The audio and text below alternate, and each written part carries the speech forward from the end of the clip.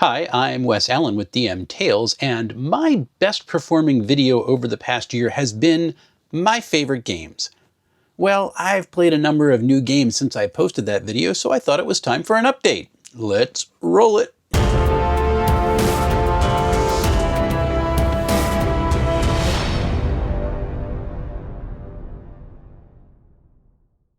Before we begin, I want to shout out everyone who has liked, commented, and subscribed to content on this channel. It really does help folks. Thank you so much. And if you'd consider doing those things for this video, I would be most grateful. And I have a special shout out for my Ko-fi contributors who help keep this channel going out of the kindness of their hearts.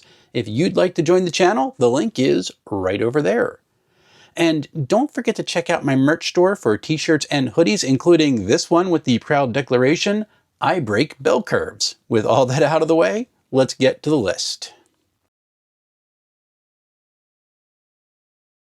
Alright, the games included in this list are ones I have played over the past year since my previous favorite games video, and they have to be available to pick up as physical copies. So while I have played a session of a game called Nuts by Scrat from A Squirrel Plays, and it is amazing, it's not eligible. I also haven't played a session of one of my all-time favorite games over the past year because I've been running other things, so Basic Fantasy RPG doesn't appear on this list, but go check out both those games because they're way fun, and Basic Fantasy RPG has one of the best communities in the hobby.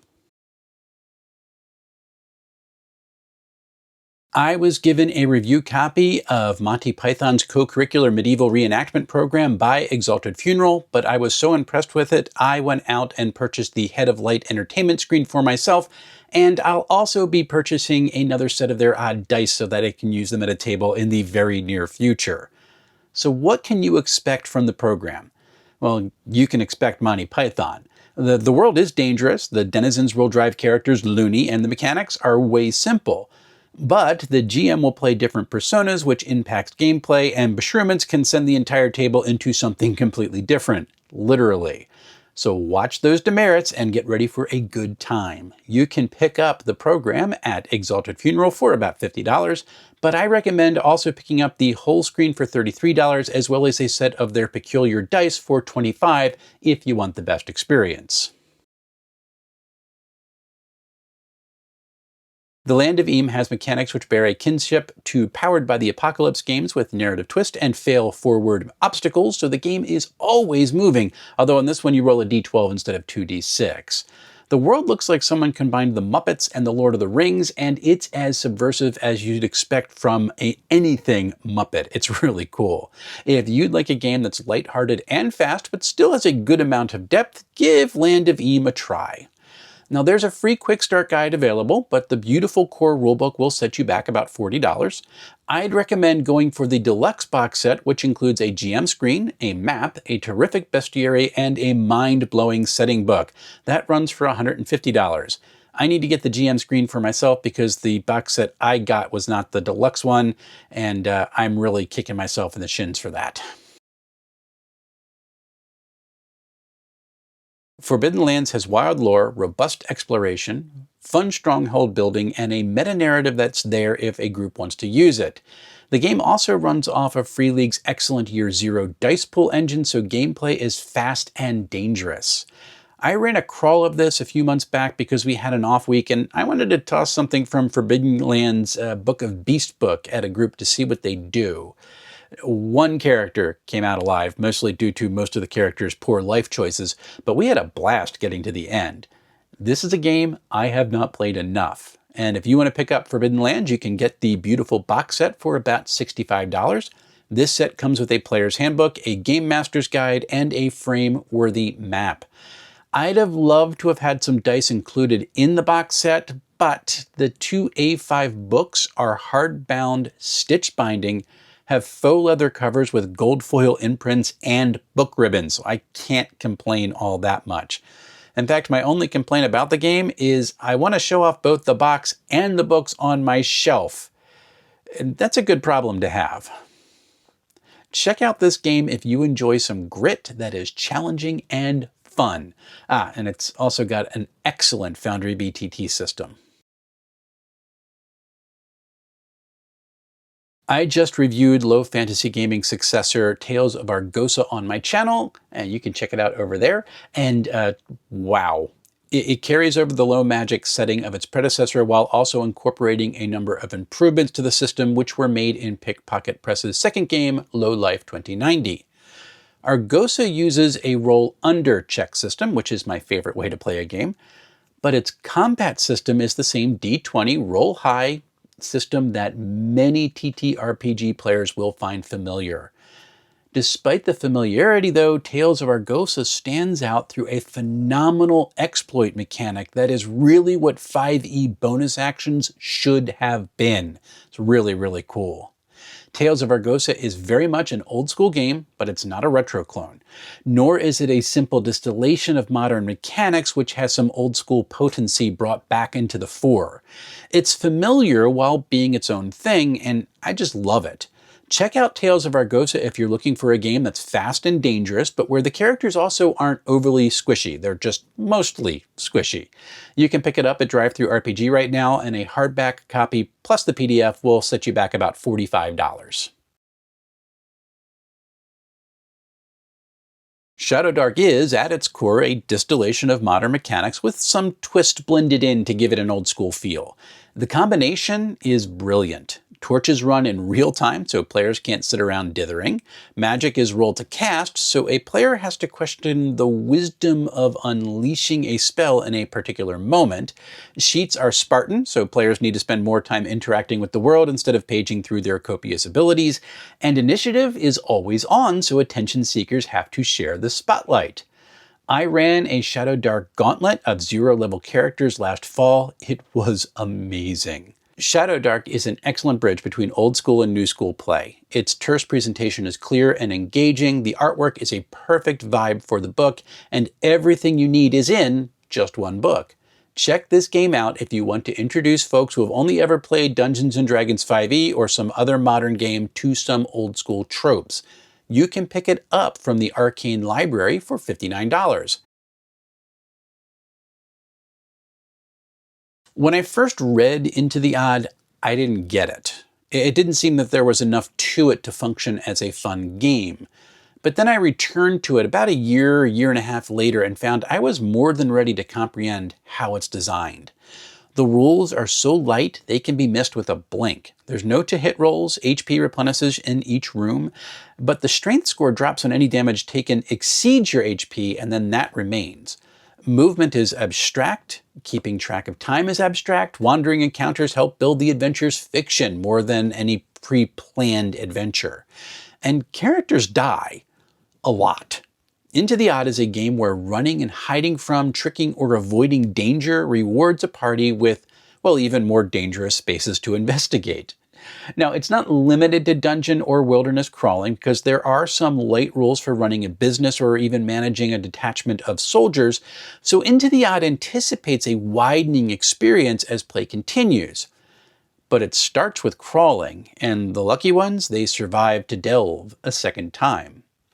Into the Odd has become a favorite one-shot game of mine because I can have all the players roll their characters at the table and be off and running in just a few minutes.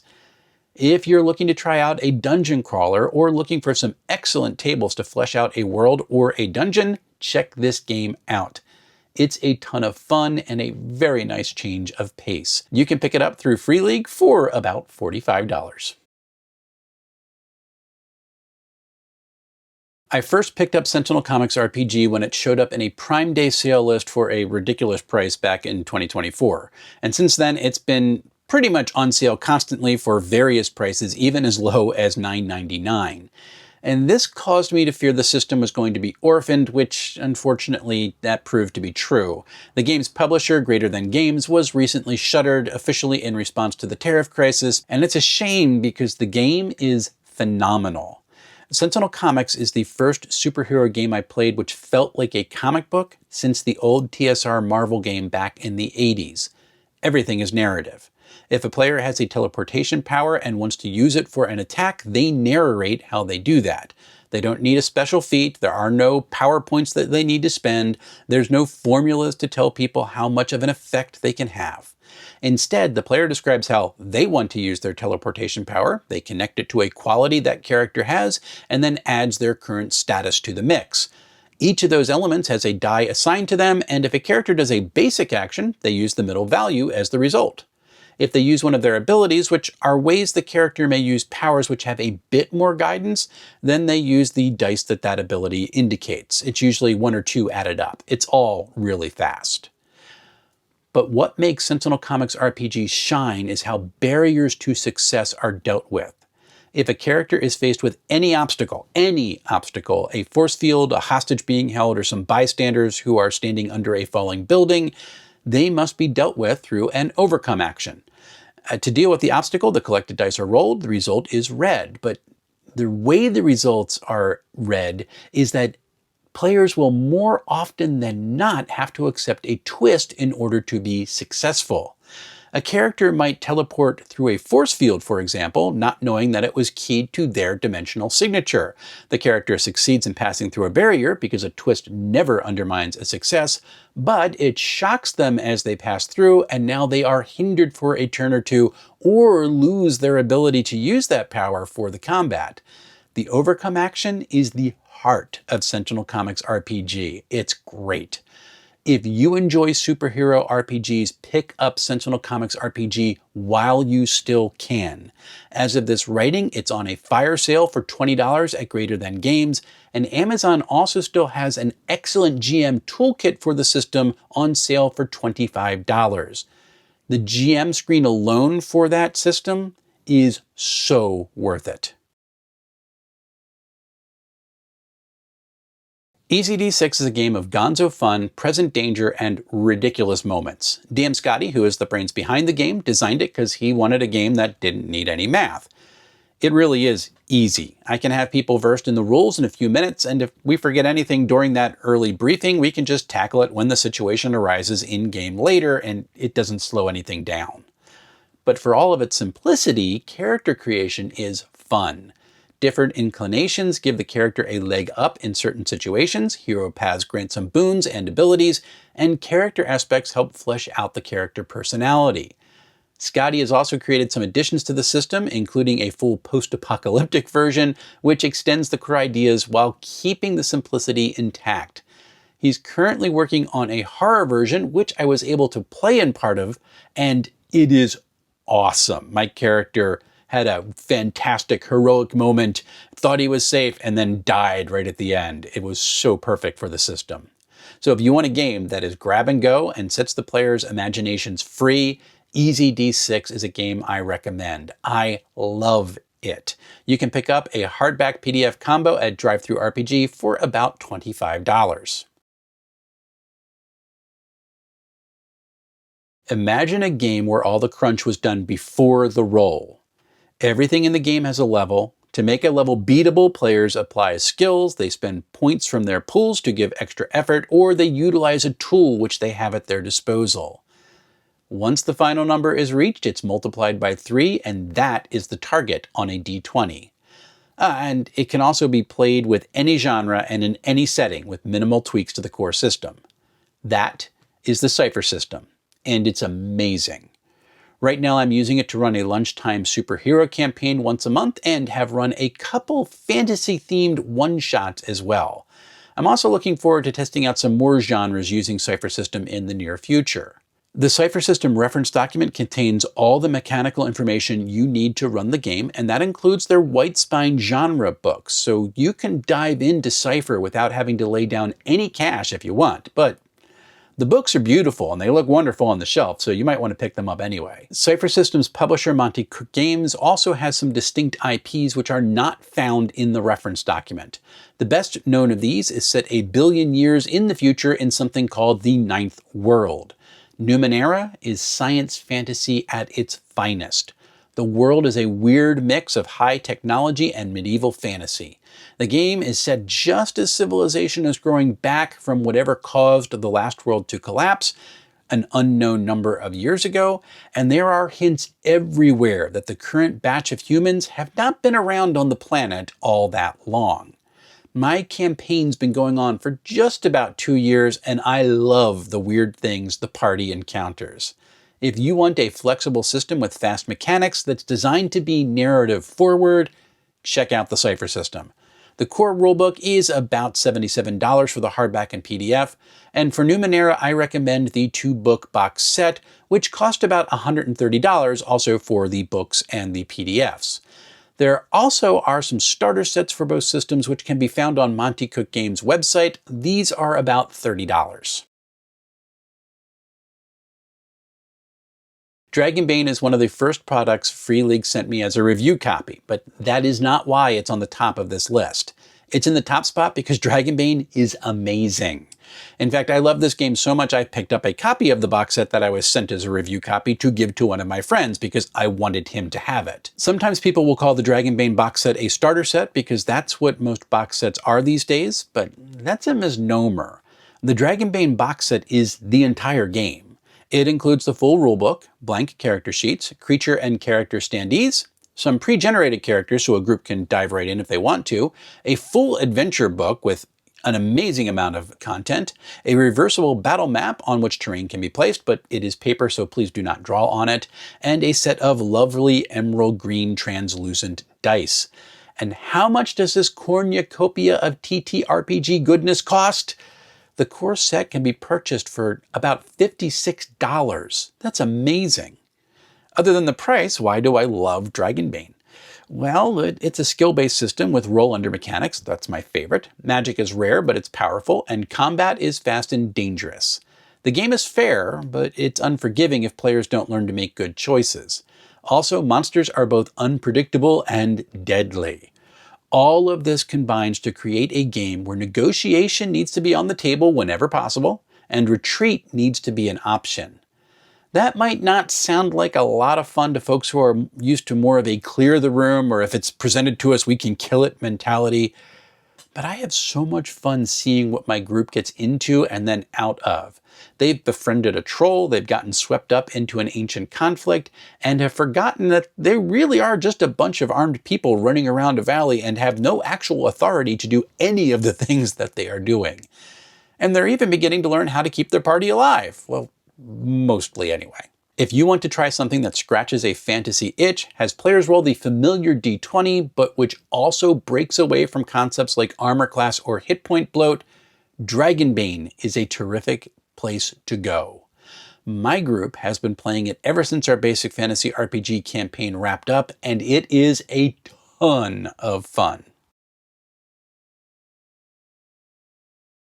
I hope you've enjoyed this update from last year's countdown because I've had a lot of fun bringing it to you. Coming up on the channel, I'm going to be covering some of the excellent GM tools found in Tales of Argosa, and after that, I'll be taking a look at Cypher System's post-apocalyptic White Spine book, Rust and Redemption. I've also got that unnamed book for Numenera in queue, and I'll be reviewing that once more of my party experiences what's in its pages. It's really, really fun. Following that, I'll be reviewing Dreams and Machines, which I have already started reading, and this is my first experience with Modiphius's 2D20 system. It's pretty cool. I cannot wait to bring all these games to you, and until we see each other again, folks, happy playing, everyone.